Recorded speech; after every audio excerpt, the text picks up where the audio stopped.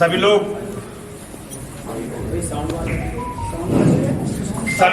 अपना अपना स्थान ग्रहण कर लेंगे।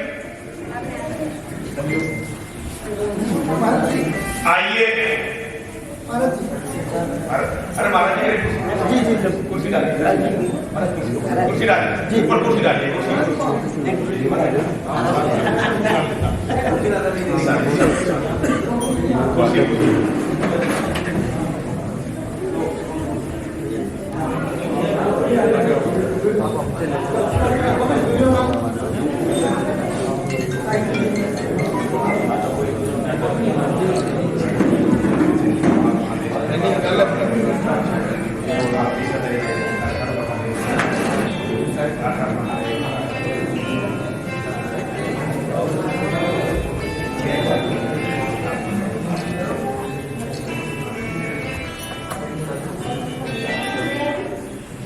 आइए जरा 3 बार बोलेंगे। बोलिए माता जय पार्वती देवी, पिता देवो महेश्वरा, बांधवा शिव भक्ताश्च, प्रदेशो भुवनत्रयम्, माता जय पार्वती देवी, पिता देवो महेश्वरा, बांधवा शिव भक्ताश्च, प्रदेशो भुवनत्रयम्, माता जय पार्वती देवी, पिता देवो महेश्वरा, बांधवा शिव भक्ताश्च, प्रदेशो भुवनत्रयम्। देवादिदेव भगवान महादेव शिव हम सबके पिता हैं। जगत जननी मां जगदम्बा हम सबकी माता है। दुनिया में हम जितने भी शिव भक्त हैं, हम सब एक दूसरे के भाई बहन हैं। और दुनिया के तीनों ही लोग, केवल हमारा अपना घर नहीं, केवल हमारा अपना गांव नहीं, केवल वो शहर नहीं जिसमें हम रहते हैं, केवल एक कोई छोटा मोटा देश नहीं, और केवल ये पृथ्वी भी नहीं, दुनिया के तीनों लोग, संपूर्ण ब्रह्मांड, ये हम शिव भक्तों का अपना ही घर है। मैं मंच पर आसीन संत पुरुषों के चरणों में नमन करता हूं। महंत रामेश्वरानंद जी हमारे बड़े पुराने और अभिन्न मित्र हैं। उज्जैन में हमारे यहाँ धर्म संसद में ये सदैव जाते रहे हैं। उज्जैन हमेशा बुलाते रहे हमें। आज इन्हीं के कारण, इन्हीं के पुरुषार्थ से, और हमारे कुछ शिष्य हैं यतेंद्रानंद जी, परमात्मानंद जी, आत्मानंद जी, इनके मेहनत से आज यह महाकाल की नगरी में मैं बैठा हुआ हूं। ये मेरा सौभाग्य है, महाराज जी का आशीर्वाद है। और हमारे शिष्यों को शरण देने वाले स्वामी जी, मैं स्वामी जी के भी चरणों में नमन करता हूं। आप सभी को नमन करता हूं। आइए कुछ चर्चा करते हैं धर्म की। ये धर्म महोत्सव है, तो चर्चा होनी चाहिए धर्म की। धर्म है क्या, इसको समझने का प्रयास करते हैं। मानव के कर्तव्य, मानव का जो करणीय कर्म है, उसके समुच्चय को धर्म कहते हैं। केवल ईश्वर प्राप्ति नहीं, केवल कर्मकांड नहीं, संपूर्ण जीवन में जो भी हमारे करने योग्य कर्म है, उसके समुच्चय को हम धर्म कहते हैं। और अधर्म क्या है? अधर्म है जिससे प्रकृति, पर्यावरण, राष्ट्र, समाज, परिवार या मानवता की हानि होती है, उसे अधर्म कहते हैं। कहीं किसी व्यक्ति की रक्षा करना धर्म है, और कहीं किसी व्यक्ति को समाज से हटा देना, उसका वध करना धर्म है। और इस धर्म अधर्म को समझाने का यदि पूरी दुनिया में सबसे बड़ा कोई ग्रंथ है तो वो ग्रंथ है श्रीमद् भगवत गीता। श्रीमद् भगवत गीता वो ग्रंथ है जिसके अध्ययन से छोटा सा ग्रंथ केवल 700 श्लोक है। इन 700 श्लोकों के अध्ययन से, इन 700 श्लोकों के मनन से, इन 700 श्लोकों के चिंतन से आप धर्म को समझ भी सकते हैं और जरूरत पड़ने पर संपूर्ण विश्व को धर्म को समझा भी सकते हैं। इस ग्रंथ में ये विशेष क्यों है?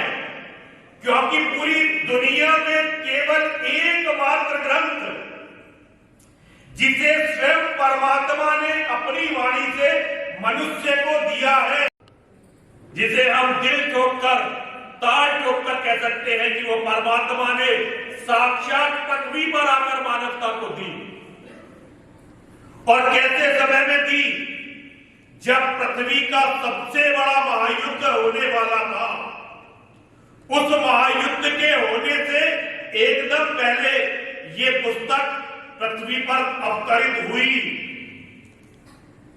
और अगर आप इस पुस्तक की महत्ता को समझने की कोशिश करें तो मैं ये आपको बताना चाहता हूं कि आज तक दुनिया में इस पुस्तक के अवतरण होने के बाद लगभग 5200 साल हो गए इस पुस्तक को अवतरित हुए।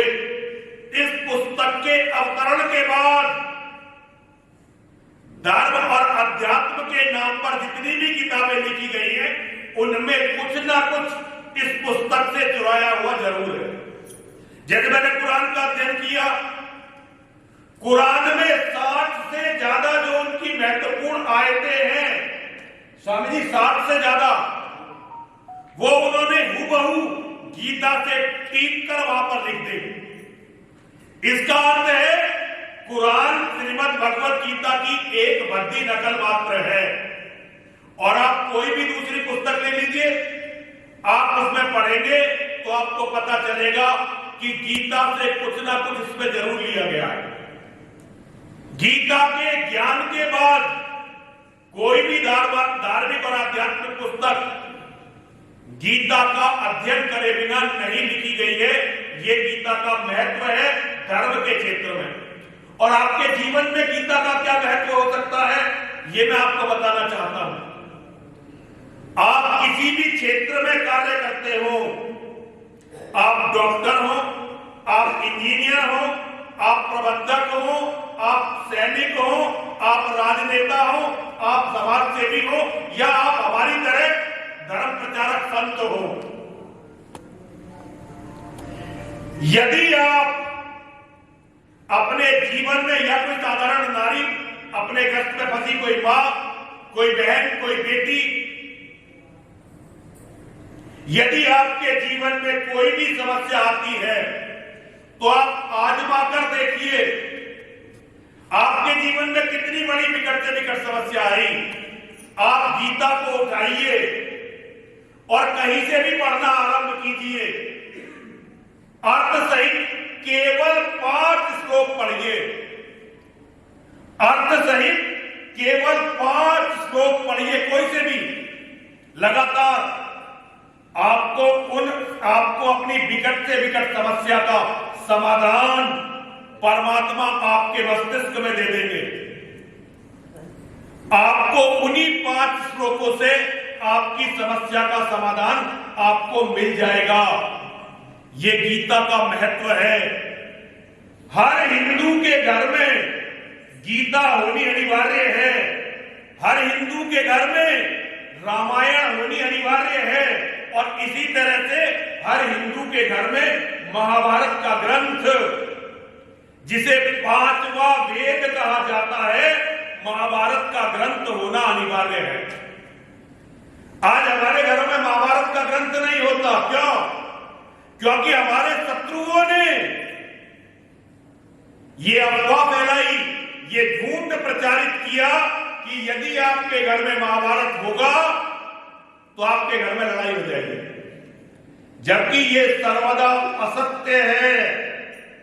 मैं आपको बताना चाहता हूं, आपके घर में यदि महाभारत होगा, आपके घर में यदि महाभारत का अध्ययन होता होगा, तो आपको ये पता चलेगा कि अपने परिवार की उन्नति के लिए, अपने परिवार के समन्वय के लिए, अपने परिवार की रक्षा के लिए, अपने परिवार की वृद्धि के लिए हमें क्या करना है और क्या नहीं करना है।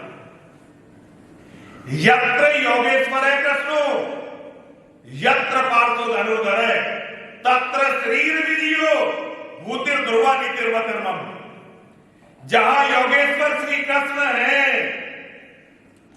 ये गीता का अंतिम श्लोक है, 18वें अध्याय का अंतिम श्लोक। ये संजय कहता है धृतराष्ट्र से,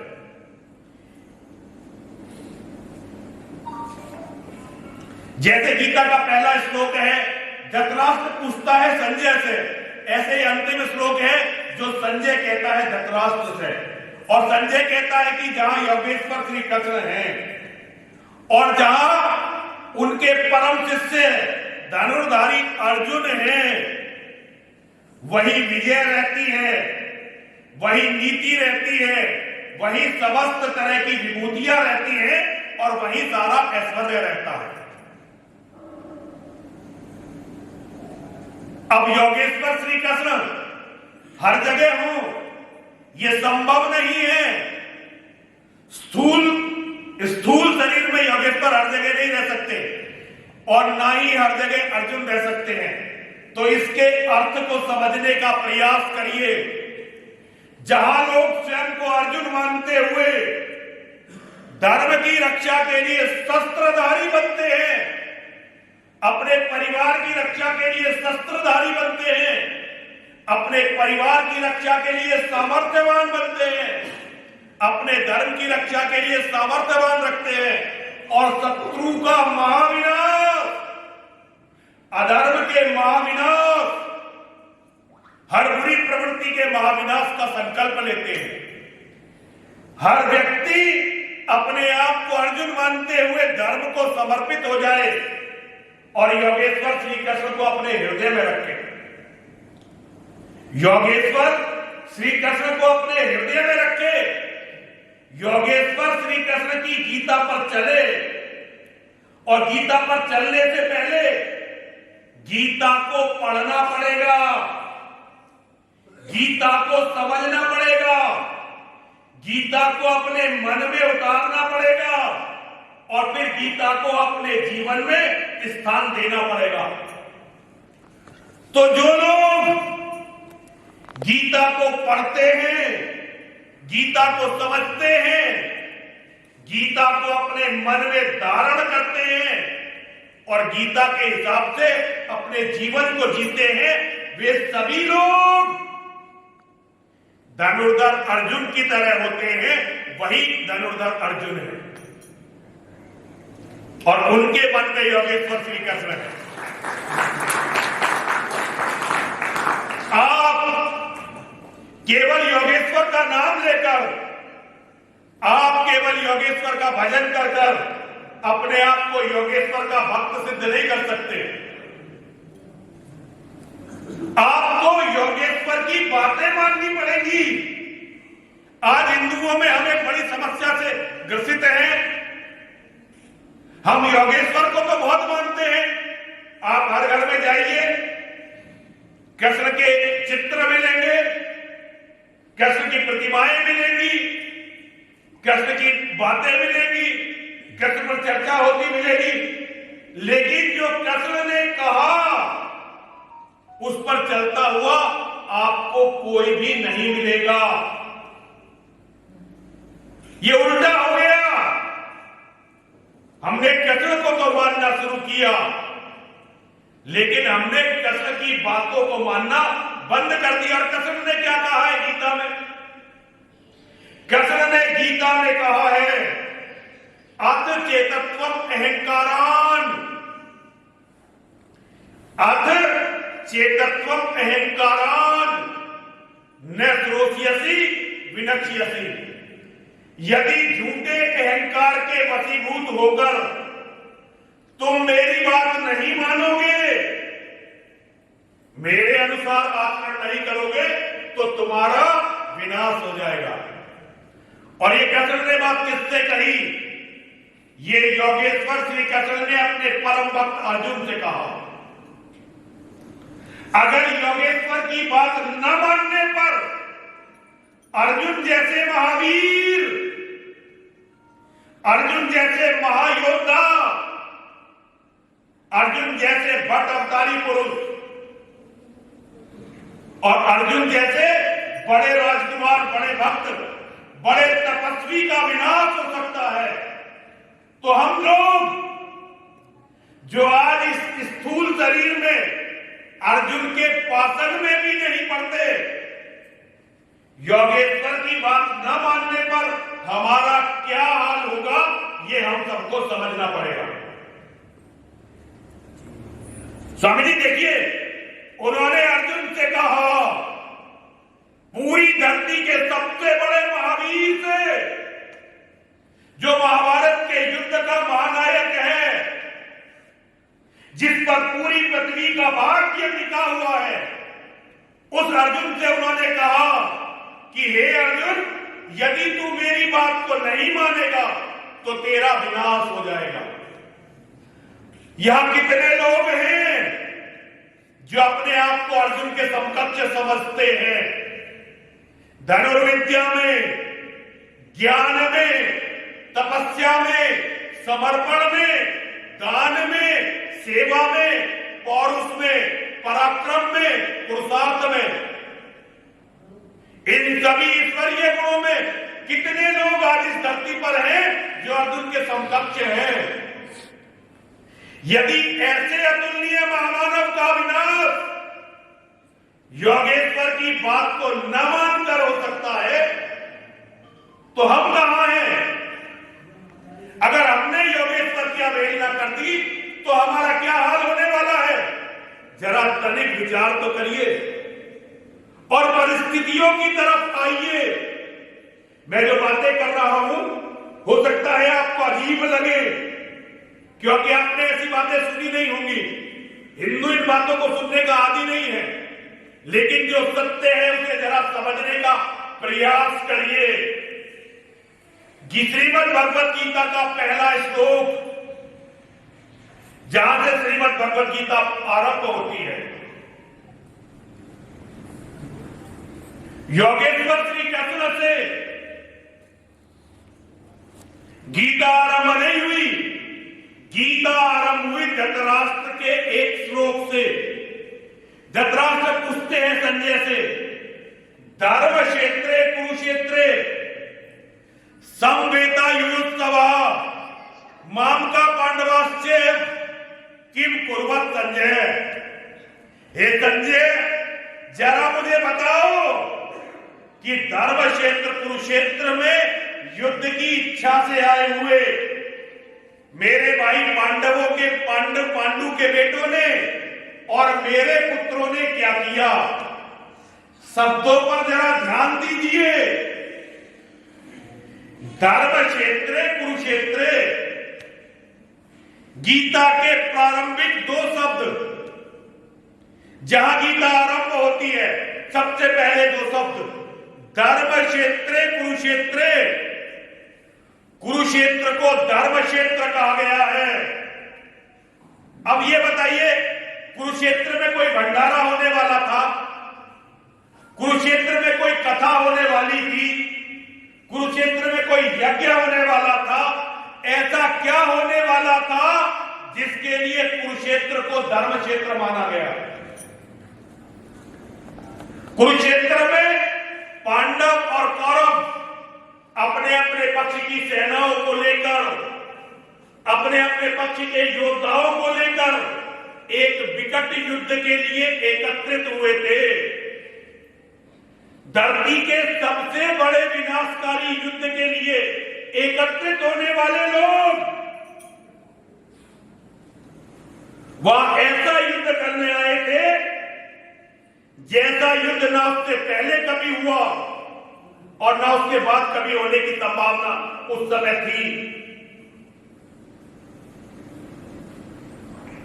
आज तो पूरी पृथ्वी युद्ध की अग्नि में गिरती जा रही है, तो आज धर्म और अधर्म की चर्चा करना बड़ा ही अति आवश्यक हो गया है।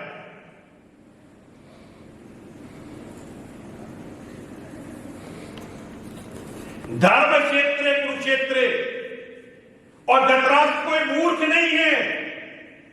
धृतराष्ट्र पुत्र मोह में अंधा जरूर हो गया है, पुत्र मोह में धृतराष्ट्र का मानसिक विचलन जरूर हो गया है, लेकिन धृतराष्ट्र भी परम ज्ञानी है और धृतराष्ट्र भी परम पराक्रमी है।